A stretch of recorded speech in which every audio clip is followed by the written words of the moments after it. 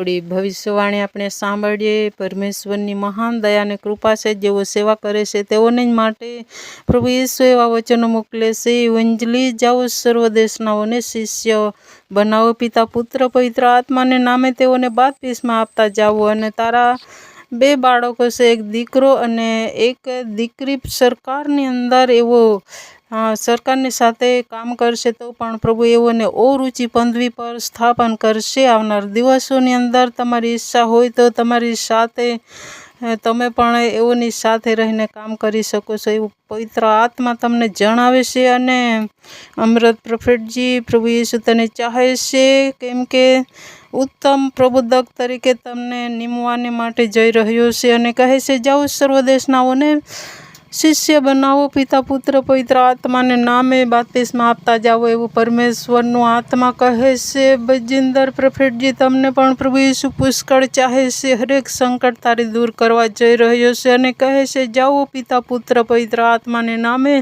સર્વને બાપ્તિસ્મા આપતા જાઓ અને સર્વ દેશનાને શિષ્ય બનાવો। અને કહે છે, હું જગતની અંત સુધી તમારી સાથે છું, હું તમને સંભાળીશ અને પુષ્કળ પુષ્કળ આશીર્વાદ દઈશ, એવું પરમેશ્વરનું વચન તમારા પર આજે મોકલી